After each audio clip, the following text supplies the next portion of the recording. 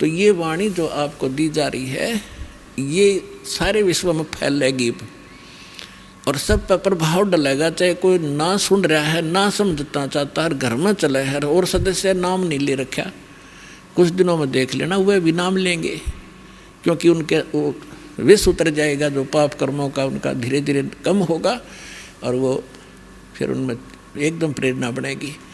अब जैसे खेत में हमने देखा ये ट्रैक्टर वाले ऊंचे शोर में ऐसी बेहुदी भजन गाने रागनी वो गाते हैं, ट्रैक्टर चलाते हैं, और वहाँ पर भगवान के भक्त अपना कान में लीड ला के और कोई मंत्र सुन रहा होगा या कोई शब्द सुनेगा, ट्रैक्टर चलाते चलाते नित्यनेम कर रहा होगा और सुन रहा होगा, मजदूरी करते करते भी आप ये कर रहे होगे।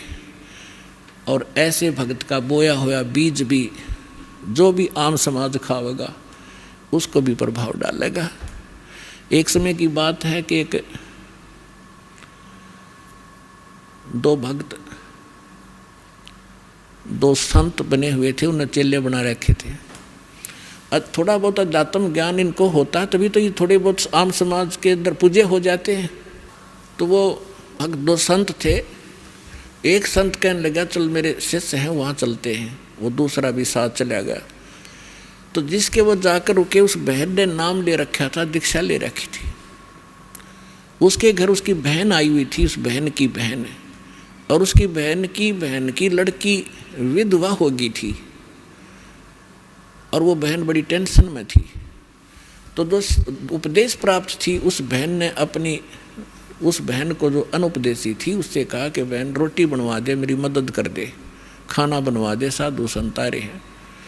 तो उस बहन ने वो खाना बना दिया जिसकी बेटी विधवा हो चुकी थी। उसी टेंशन में थी वह, क्या होगा मेरी बेटी का, छोटे छोटे बालक हैं, हाय भगवान के ऊपर कैसे गुजारा होगा, माता पिता को तो बड़ा टेंशन बनी रहती।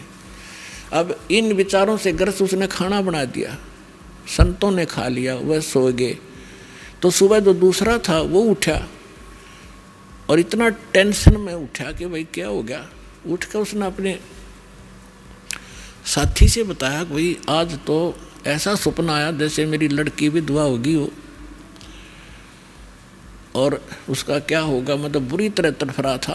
आँख खुली जब चैन हुआ है तो बुद्धिमान था, उसने कहा अपने मित्र से कि क्या इस परिवार में किसी को कोई आपत्ति है।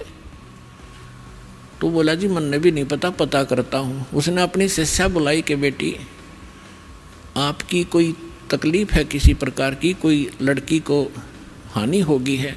तो वो कहने लगी जी मुझे तो कुछ है नहीं, आपकी कृपा से मेरी बहन आई हुई है और उसकी लड़की मर गई, उसकी लड़की भी विधवा होगी, अभी 10 से 15-20 दिन हुए हैं और वो आई थी। तो उस संत ने पूछा क्या खाना किसने बनाया महाराज, कि उसी ने बनाया था। अपने आत्मा उस बहन के द्वारा बनाया गए भोजन में भी विचार प्रवेश हो गए और उस संत के ने खाया उस पर भी प्रभाव डाला उसने। तो इसी प्रकार अब ये अच्छे वचन, अच्छे ज्ञान, अच्छी वाणी जो भी जैसे कोई कहीं भी इस क्रिया कर रहा है तो उसी के अंदर प्रवेश करेगी। जैसे कोई सेठ है बैठे बैठे मंत्र कर रहा है और काम क्या वहाँ पर वाणी ला ले अपने भगवान की, दुकानदार है या कोई किस मजदूर है और कहीं भी जो कार्य करता है अपना, तो वहाँ क्या होगा कि उस सामान के ऊपर भी इसका प्रभाव पड़ेगा, जो और खरीद के ले जाएंगे उनको भी असर होगा। तो इस प्रकार हमारे जो सभी की आत्माओं पर पाप कर्मों का विष चढ़ने से मूर्छित पड़ी है या जागेगी और फिर भजन में लग गएगी। तो इस प्रकार इस परमात्मा का जो ये इंस्ट्रूमेंट बनवाने का जो उद्देश्य था, प्रयोजन, ये कोई ऐसे नहीं है।